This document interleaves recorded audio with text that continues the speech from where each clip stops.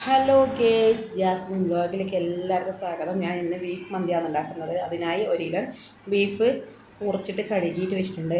Biryani piece പോലത്തെ പീസാണ് ആക്കിയത്. എന്താ വെച്ചാൽ മസാല ആക്കിയിട്ട് അതിൽ കുക്കറിൽ വേവിച്ചിട്ട് രണ്ടാമത് ഫ്രൈ ആക്കിയിട്ട് കൊടുക്കുന്നുണ്ട്. അതുകൊണ്ട് മാത്രമാണ് ചെറുതായിട്ട് കിട്ടും.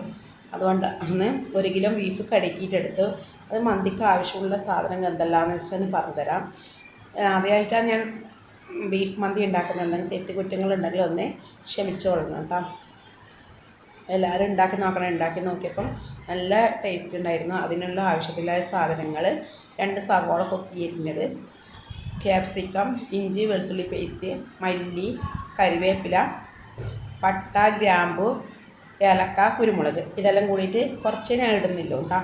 അപ്പം മല്ലി അത്രയും വേണം, കുറച്ചേ ഇടുന്നില്ല കേട്ടോ. അപ്പോൾ അതെല്ലാം കൂടിയിട്ട് ഒന്ന് കുക്കറിൽ വേവിക്കുകയും ചെയ്യാം. പക്ഷേ എൻ്റെ കുക്കർ ചെറുതായതുകൊണ്ട് ഞാൻ വേറെ തന്നെ മസാല ആക്കിയാണ് ചെയ്യുന്നത് കേട്ടോ. അതിനിടയ്ക്ക് ഞാൻ കുക്കറിൽ വേവിക്കാൻ മഞ്ഞൾപ്പൊടി ഉപ്പ് കൂടിയിട്ട് വേവിക്കാൻ വെച്ചിട്ടുണ്ട് ബീഫ്. അതിന് പിന്നെ കഴുകിയിട്ട് വെച്ച അരി അരമണിക്കൂർ കുതിർത്തി വെക്കുക കേട്ടോ. അരി ബാസ്മതി സെല്ല റൈസാകുന്ന സമയത്ത് നമുക്ക് ചോറ് വറക്കുന്നത് അരി കഴുകിയിട്ട് വെച്ച അരമണിക്കൂർ മുന്നേ കഴുകി വെച്ച സെല്ല ബസ്മതി റൈസാണ്. എന്താ വെച്ചാൽ മന്തിയാക്കാൻ നല്ല രുചി കിട്ടുന്നതും സെല്ല ബസ്മതി റൈസാണ്. അതിനുണ്ടാക്കാൻ ശ്രദ്ധിക്കുക. അപ്പം കഴുകിയിട്ട് വെച്ചത് കുതിർത്തി വെച്ചിട്ടുണ്ട്. അപ്പോൾ നമുക്ക് ആവശ്യമുള്ള സാധനം അങ്ങനെ ചോറാക്കിയിട്ട് എടുക്കാം. പിന്നെ അതിലേക്ക് ലേശം ഉപ്പും ഓയിലും മാഗി ക്യൂബ് ഇടലുണ്ട്. പക്ഷേ മാഗി ക്യൂബ് ഇടുന്ന വീഡിയോസ് സ്കിപ്പ് ചെയ്തു പോയി, അതുകൊണ്ട് മാത്രമാണ് കേട്ടോ. എന്നിട്ട് വെള്ളം തിളക്കുമ്പോൾ അതിലേക്ക് കുതിർത്തി വെച്ച അരി അതിലേക്ക് ഇട്ട് കൊടുക്കാം കേട്ടോ. അതിനിടയ്ക്ക് കുക്കറിൽ വേവിച്ചെടുക്കുന്നുണ്ട്. മഞ്ഞൾപ്പൊടിയും ഉപ്പും ഇട്ടിട്ട് വേവിച്ചെടുക്കുന്നുണ്ട്. അതിന് പിന്നെ നമുക്ക് മസാലകൾ തയ്യാറാക്കി ഗ്രേവിയോടുള്ള മസാലയാണ് ഞാൻ മന്തിയാണ് നിന്ന് ഉണ്ടാക്കുന്നത് കേട്ടോ. മക്കൾക്കും എല്ലാവർക്കും ഇഷ്ടപ്പെടും ഗ്രേവിയോട് കൂടിയ. അതപ്പം എണ്ണ ലേശം ഒഴിച്ച് കൊടുത്തു. ഞാൻ ഫാം ഓയിലാണ് യൂസാക്കിയത്. അതിലേക്ക് പട്ട, ഗ്രാമ്പു, ഏലക്കായ, പിന്നെ കുറച്ച് മല്ലി എടുത്ത് വെച്ചതിന് പകുതി ഇട്ടാം. അത് കൂട്ടിയിട്ട് നല്ലോണം വറുത്തെടുക്കണം. ഇല്ലെങ്കിൽ കടിക്കുമ്പോൾ മല്ലി എന്തോ ഒരു ടേസ്റ്റാണ്. അതുകൊണ്ട് നല്ലോണം വറുത്തെടുക്കണം എണ്ണയിൽ തന്നെ. അത് മൂത്ത് വരുമ്പം അതിലേക്ക് നമുക്ക് ഇഞ്ചി പേസ്റ്റും വെളുത്തുള്ളിയും ഇഞ്ചിയും പേസ്റ്റ് ഇട്ട് കൊടുക്കാം കേട്ടോ. അതും ഒന്ന് പച്ച ഊർന്നവരെ മാറ്റിക്കൊണ്ടെടുക്കണം. ഇല്ലെങ്കിൽ എന്തോ ഇത് വരും, പച്ചമണം പോയാൽ മാത്രമേ നല്ല ടേസ്റ്റ് വരും കേട്ടോ. ഇഞ്ചിയും വെളുത്തുള്ളി പേസ്റ്റും ഇടാം. അത് ഫ്ലെയിം ലേശം കുറച്ചേ ഇടാറുണ്ട്. പിന്നെ അതിലേക്ക് ക്യാപ്സിക്കം ഇട്ട് നല്ലോണം വാട്ടി കൊടുക്കാം കേട്ടോ. ക്യാപ്സിക്കം നല്ലോണം ഉടഞ്ഞ് കിട്ടണം, മസാലയിൽ തന്നെ ഉടഞ്ഞ് കിട്ടണം. അതിന് വേണ്ടിയിട്ടാണ് ക്യാപ്സിക്കം ഒന്നാക്കി ഇടുന്നത്. അത് നല്ലോണം വഴറ്റി കൊടുക്കുക. അപ്പോൾ ഉപ്പ് ഇടുന്നില്ല കേട്ടോ. ഞാൻ ബീഫിലും ഉപ്പ് ഇടുന്നുണ്ട്, മാഗി ക്യൂബും ഉപ്പ് തന്നെ. അതുകൊണ്ട് ഞാൻ ഉപ്പ് ആക്കുന്നതേ ഇല്ല. ഉപ്പ് ഇടാതെ തന്നെ നോക്കിയാൽ മതി. ചോറിൽ മാത്രമേ ഉപ്പ് ആക്കുന്നില്ല കേട്ടോ. ബീഫിൽ ഉപ്പിട്ടിന് പിന്നെ മാഗി ക്യൂബ് ഉണ്ടല്ലോ, അതുകൊണ്ട് മാത്രം ഉപ്പിട്ടിട്ടില്ല കേട്ടോ. അങ്ങനെ നല്ലോണം വഴറ്റിയെടുക്കുന്നുണ്ട്. അത് വഴറ്റിയെടുത്ത് നല്ലോണം ചുവന്ന കളർ വരണം കേട്ടോ. ക്യാപ്സിക്കൽ ഉടഞ്ഞ് കിട്ടണം, എന്നാൽ മാത്രം ഒരു ടേസ്റ്റ് വരും. അതിനിടയ്ക്ക് കുക്കറായിട്ടുണ്ട്, അവിടെ നീക്കി വെച്ചിട്ടുണ്ട് കേട്ടോ. നല്ലോണം വഴറ്റിയെടുക്കണം. ആ പച്ചമണം പോകുന്നത് വരെ ഇങ്ങനെ വഴറ്റി കൊടുക്കണം കേട്ടോ.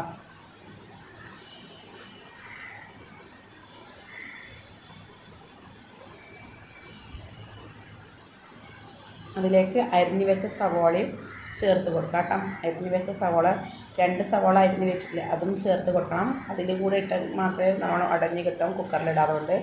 നേരെ സ്ലൈസായിട്ടും മുറിച്ചെടുക്കണം കേട്ടോ. നിങ്ങൾ മാത്രമേ വാടി കിട്ടാൻ ചാൻസ് ഉള്ളൂ. നേരെ സ്ലൈസായിട്ട് തന്നെ എടുക്കാം കേട്ടോ. ആ 2 സവോളയും കൊത്തി അരിഞ്ഞത് അതിലേക്ക് ഇട്ട് കൊടുക്കാം.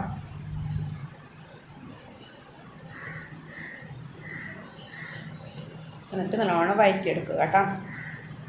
അതും ഈ 3ഉം ഇട്ടിട്ട് സവോള ഏതാണെന്ന് ബീഫ് ഇട്ടപ്പോൾ മനസ്സിലാൻ പാടില്ല. അത്രക്കും നല്ലോണം ഉടഞ്ഞ് കിട്ടിയാൽ അത്രക്കും നല്ല ടേസ്റ്റാണ്.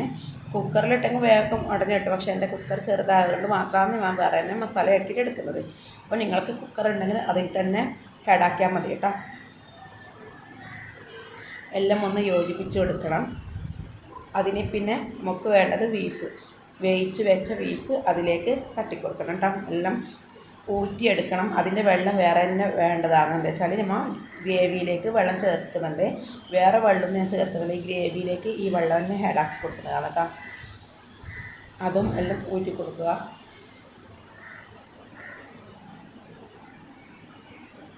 എല്ലാം ഇട്ട് അടിയിനെ ഒന്ന് യോജിപ്പിച്ച് കൊടുക്കണം കേട്ടോ.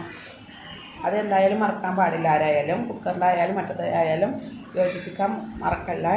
എന്താ അടിയിലെ മസാലകളെല്ലാം ആ ബീഫിൽ തന്നെ ചേർന്ന് കിട്ടണം. അതുകൊണ്ടാണ് പറയുന്നത് കേട്ടോ, ചേർന്ന് കിട്ടണം. എല്ലാം അടിയിൽ കൂടി തന്നെ എല്ലാം ബീഫ് ഇട്ടിട്ട് എല്ലാം അടിയിനെ യോജിപ്പിച്ച് കിടക്കണം. എന്നാൽ ക്യാപ്സിക്കും സവോളയിലും ഒരേ ഇതിൽ തന്നെ മാറും. ഇപ്പോൾ കുക്കറിലിടുന്നതിന് പ്രശ്നമൊന്നുമില്ല. മറ്റച്ചാലായെങ്കിലാണ് ഞാൻ പറഞ്ഞത് കേട്ടോ. കുക്കറിലായെങ്കിലും ഇത് യോജിപ്പിച്ച് കൊടുക്കണം. പിന്നെ അതിലേക്ക് വേണ്ടത് കരിവേപ്പില ഇട്ട് കൊടുക്കാം കേട്ടോ. 2 തണ്ട് കരിവേപ്പില ഇട്ട് കൊടുക്കാം. അതും ഒന്ന് ഇട്ട് കൊടുത്തിട്ട് അതിലേക്ക് ഇനി വേണ്ട മല്ലി, തൈര് 2 സ്പൂൺ തൈര്, 2 സ്പൂൺ നാരങ്ങ.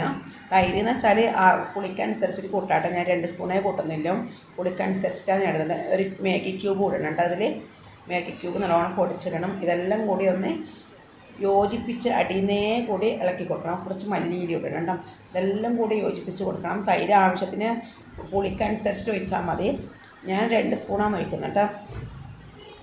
അതേപോലെ 2 സ്പൂൺ നാരങ്ങയും പിഴിഞ്ഞ് വെച്ച നാരങ്ങ നീരിട്ട് അതും ഒഴിച്ച് കൊടുത്തിട്ട് അടിയിനെ യോജിപ്പിച്ച് കൊടുക്കണം. പിന്നെ വേണ്ടത് കാശ്മീരി മുളക് പൊടി കേട്ടോ. അതും 2 സ്പൂണാണ് കേട്ടോ. ഗ്രേവിയോടുള്ള മസാലകളാണ് ഞാൻ ഇന്ന് തയ്യാറാക്കുന്നത്. അതുകൊണ്ടാണ് കാശ്മീരി മുളക് പൊടിയും കുറച്ച് കുരുമുളക് പൊടിയും ഇടാൻ പറയുന്നത്. വേറൊന്നും ഞാൻ ഇതിൽ ചേർക്കുന്നില്ല കേട്ടോ. അത് കൂട്ടി നല്ലോണം അടിയിനേ കൂടി മുളക് പൊടി കൂട്ടിയിട്ട് നല്ലോണം അടിയിനേ കൂടി യോജിപ്പിച്ചെടുക്കുക. അത് നേരെ എന്താക്കുന്ന വെച്ചാൽ ഇളക്കി കൊടുത്തിട്ട് വേഗം വെക്കണം കേട്ടോ. അപ്പം ഈ രൂപത്തിലാവും. അപ്പം അതിൻ്റെ വെള്ളം നേരത്തെ എടുത്ത് വെച്ചിട്ട് അതിലേക്ക് ഒരു ഗ്ലാസ് വെള്ളവും കൂട്ടി വെച്ചിട്ട് അതൊന്ന് പൊത്തി വെച്ചിട്ട് നമുക്ക് സ്പീഡ് കുറച്ച് വെക്കാം കേട്ടോ. ഇതിൽ മസാലകളെല്ലാം യോജിപ്പിച്ചെടുക്കണ്ടേ, അതുകൊണ്ടാണ് പറയുന്നത്. എല്ലാം അടിനെ കൂടി ഒഴിച്ചിട്ട് ഒരു ഗ്ലാസ് വെള്ളം ആ നേരത്തെ ബീഫ് വേവിച്ച വെള്ളം ഉണ്ടായിന് അതും ഒന്ന് ചേർത്തെടുക്കണം കേട്ടോ. പിന്നെ വേണ്ടത് നമുക്ക് എന്ന് വെച്ചാൽ ഒരു ഫ്രൈം പാൾ എടുക്കാം. ഫ്രൈം പാൾ എടുത്തിട്ട് നമുക്ക് ഫ്രൈ ആക്കിയിട്ട് എടുക്കും. ബീഫ് മാത്രം ബന്ധിപ്പിന് കേട്ടോ. അതായിട്ടില്ല. ഇതിൽ നിന്ന് കുറച്ച് പോകാനുണ്ട്. അതിനിടയ്ക്ക് വെള്ളം തിളച്ചിട്ടുണ്ട്. അതിലേക്ക് അരി തട്ടി കൊടുക്കാം കേട്ടോ. ബീഫ് നല്ലോണം തിളച്ച് വന്നിട്ടുണ്ട്. അപ്പം അതിലേക്ക് കുറച്ച് കുരുമുളക് പൊടിയും അധികം ഇട്ട് കൊടുക്കാം കേട്ടോ. പിന്നെ വേണ്ടത് ചതച്ച മുളക് പൊടി പാക്കറ്റ് കടയിൽ നിന്ന് കിട്ടുന്നുണ്ട് ഇപ്പം. ഇല്ലെങ്കിൽ വീട്ടിൽ നിന്ന് ആക്കിയാലും മതി കേട്ടോ. ഞാൻ കടയിൽ നിന്ന് വാങ്ങിയതാണ്. അതും കൂടി ഇട്ട് കൊടുക്കാം കേട്ടോ. അതും കൂടി ഇട്ട് കൊടുത്തിട്ട് ഒന്ന് അടിയിൽ നിന്ന് കൂടി ആദ്യമേ കൂടി യോജിപ്പിച്ചെടുക്കണം. അടിയിന്നേ കൂടി എടുക്കണം കേട്ടോ. ഇല്ലെങ്കിൽ അടി കട്ടാനുള്ള ചാൻസ് ഉണ്ട്. പൊടികളെല്ലാം ഹേഡാക്കുമ്പം അടിക്ക് പിടിക്കാനുള്ള ചാൻസ് ഉണ്ടാവുന്നതാണ് അടിയിന്നേ തന്നെ ഉണ്ടാക്കുന്നത്. ഈ ഗ്രേവിയെല്ലാം ഒന്ന് വെറ്റിയെടുക്കണം കേട്ടോ. ഗ്രേവി ഏത്, ചിക്കൻ ഏത്, ബീഫ് ഏത് മനസ്സിലാൻ പാടില്ല. അതുകൊണ്ട് ആ വെള്ളമെല്ലാം വറ്റിയെടുക്കണം. അതുകൊണ്ടാണ് പറയുന്നത്. അപ്പം നല്ലോണം വറ്റിയെടുത്തിട്ടുണ്ട്. ആ വെള്ളമെല്ലാം വറ്റിയെടുത്തി പിന്നെ നമുക്ക് ഫ്രൈം പാളിലെടുത്തിട്ട് അതിൽ ഫ്രൈ ആക്കിയിട്ട് വെക്കുന്നുണ്ട്. വേറൊന്നും മുളക് പൊടികൾ ഹേഡാക്കണ്ട. ഈ ബീഫ് തന്നെ വേറെ തന്നെ എടുത്തിട്ട് പാനിലേക്ക് ഇട്ടിട്ട് സ്പീഡ് കുറച്ചിട്ട് എടുത്താൽ മതി കേട്ടോ. അതിലേക്ക് ചോറ് ആയിട്ടുണ്ട് കേട്ടോ. ചോറ് ഊറ്റിയിടുന്നത് എടുക്കാൻ മറന്നുപോയി എനിക്ക്. ഈ മസാല ഇങ്ങനെ ഫ്രൈ ആക്കിയിട്ട് എടുക്കേണ്ട വിധത്തിലായിട്ടുണ്ട്. ഗ്രേവി എല്ലാം വറ്റിയെടുക്കാം. ഓപ്ഷനിലാണ് ആക്കുന്നെങ്കിൽ മാത്രം അത്യാവശ്യം ഓയിൽ ഒഴിച്ചെടുത്തിട്ട് അതിലേക്ക് ബീഫെല്ലാം തട്ടി കൊടുത്തിട്ടുണ്ട് കേട്ടോ. വെള്ളം അരിയിട്ടത് വീഡിയോ എടുക്കാൻ മറന്നുപോയി. അപ്പം ചോറായിട്ടുണ്ട്. അതൊന്ന് ഊറ്റിയെടുക്കട്ടെ കേട്ടോ. പാകത്തിന് വെള്ളം തിളച്ച് പിന്നെ അതിലേക്ക് 10 മിനിറ്റ് കഴിഞ്ഞിട്ട് ഊറ്റിയെടുക്കട്ടെ. അങ്ങനെ ചോറും ഊറ്റിയെടുത്തിട്ട് ഫ്രൈ ഒരു ഭാഗത്ത് നാകുന്നുണ്ട്. അതിലേക്ക് കുറച്ച് മാഗി ക്യൂബ് ആദ്യം ഹേഡാക്കിയിടണം. എന്നുവെച്ചാൽ ഉപ്പ് നോക്കുമ്പോൾ ഉപ്പ് കുറച്ച് കുറവുണ്ട്. അപ്പോൾ മാഗി ക്യൂബ് തന്നെ ഫ്രൈയിലേക്കും തട്ടിക്കൊടുത്താൽ മതി കേട്ടോ. ഉപ്പ് ഞാൻ ഹേഡാക്കുന്നേ ഇല്ല കേട്ടോ. ഇത് ബീഫ് വേവിക്കുമ്പോൾ മാത്രം ഇട്ടിട്ടുള്ളൂ. അതിലേക്ക് മാഗി ക്യൂബ് ഇട്ട് കൊടുത്തിട്ട് ഒന്ന് അടിയിനെ കൂടി ഇളക്കി കൊടുക്കുക. പിന്നെ ഫ്രൈയിലേക്ക് കുറച്ച് കുരുമുളക് പൊടിയും ആദ്യം ആഡാക്കി കൊടുക്കാം കേട്ടോ. എരിവിന് ആവശ്യമായ കുരുമുളക് പൊടി ഇട്ട് കൊടുത്താൽ ഇത് ഓപ്ഷണലല്ല, എന്തായിട്ട് ഇടേണ്ടതാണ്. നല്ല ടേസ്റ്റ് ഉണ്ട് ഇങ്ങനെ ഇടുമ്പോൾ. അങ്ങനെ ഫ്രൈയും ആയിട്ട് കിട്ടുന്നുണ്ട്. അപ്പോൾ നമുക്കിനി ചോറിലേക്ക് കിടക്കാം. ചോറെല്ലാം വെള്ളം ഊറി പിന്നെ നമുക്ക് അതിലേക്ക് തട്ടാൻ പാടില്ല കേട്ടോ. അല്ലെങ്കിൽ വെള്ളം വേറെ തന്നെ ഉണ്ടാകും.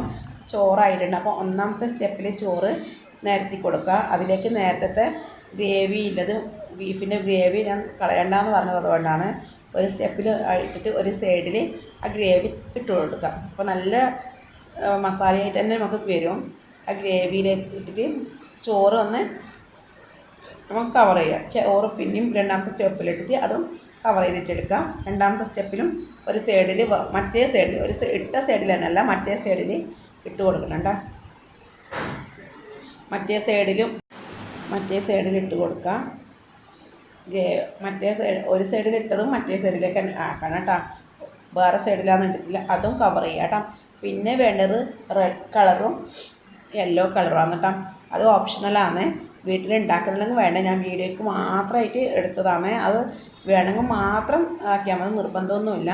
കുറച്ച് യെല്ലോ കളറും റെഡ് കളറും ഒന്ന് ചേർക്കണം. അപ്പം യെല്ലോ കളർ വേറെയും റെഡ് കളർ വേറെയിലാക്കണം. ഞാൻ യെല്ലോ കളർ ചെറുങ്ങനെ വെള്ളത്തിലും റെഡ് കളറ് നാരങ്ങ നീരില്ലാന്ന് കലക്കുന്നത്. നാരങ്ങ നീരിൽ കലക്കുമ്പോൾ നല്ല കളർ കിട്ടും, അതുകൊണ്ടാണ് കേട്ടോ.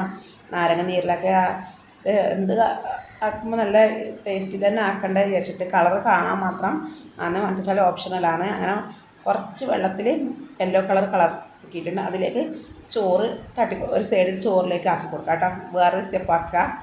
അങ്ങനെ ചോറ് അതിലേക്ക് ഇട്ടിട്ട് യോജിപ്പിച്ചിട്ട് ആ ചോറ് അതിലേക്ക് കൊടുക്കണം കേട്ടോ.